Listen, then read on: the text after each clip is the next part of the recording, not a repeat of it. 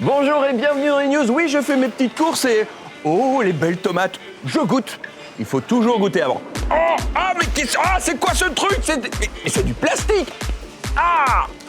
En même temps, c'est pour la bonne cause. Et oui, dans ce vrai faux magasin installé à New York, tous les produits sont en plastique. Ils ont été fabriqués à partir de sacs à usage unique. Des sacs désormais interdits depuis ce lundi dans tout l'État de New York aux États-Unis. Et il était temps. Chaque année, 23 milliards de sacs sont utilisés dans cette région et ils finissent pratiquement tous dans les poubelles. Une pollution inutile dénoncée par ce vrai faux magasin. Les 3 mots du jour, eux, sont entièrement recyclables. 3 mots pour se la raconter dans la cour de récré. Et oui.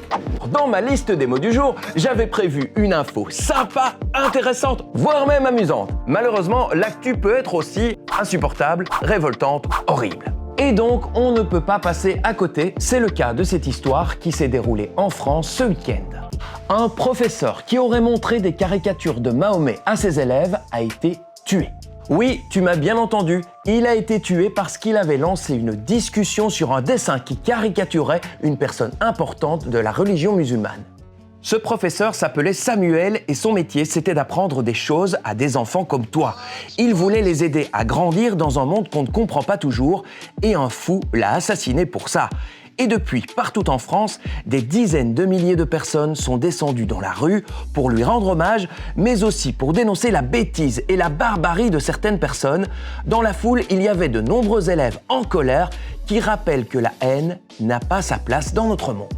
Et ils ont bien raison de crier leur colère, voilà pourquoi j'avais envie qu'on retienne le prénom de Samuel dans la liste du jour. Hey, good morning America! Hey you! Oui, tu le sais, le 3 novembre prochain, c'est l'élection présidentielle américaine. D'un côté, nous avons Donald Trump, le président sortant républicain, et de l'autre, Joe Biden, qui est lui, le démocrate. Mais au fond, c'est quoi les États-Unis d'Amérique? Drôle de question.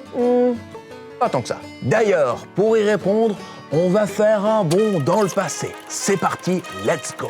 Les États-Unis existent depuis la fin du XVIIIe siècle, après une guerre d'indépendance contre la monarchie britannique dont ils dépendaient. Le premier président était le général George Washington.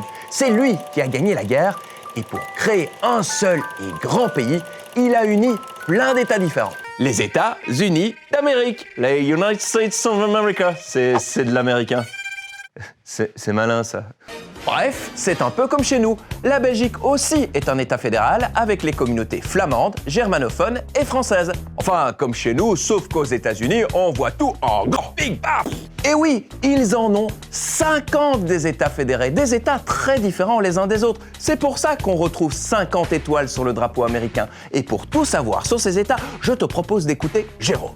Aux États-Unis, si vous êtes dans l'Oklahoma ou si vous êtes en Californie, c'est parfois aussi différent, voire encore plus différent que si vous êtes en France ou en Allemagne. Mais c'est surtout de très nombreux, des dizaines d'États fédérés qui ont chacun leur gouverneur, leur Sénat, leur Parlement, leur police. Ah ok, j'ai pigé. Les États-Unis, c'est un peu comme des M&M's. Il y a plein de couleurs différentes dans le même paquet. N'empêche, il y a un truc que je comprends pas. Pourquoi est-ce que la planète entière se passionne autant pour cette élection?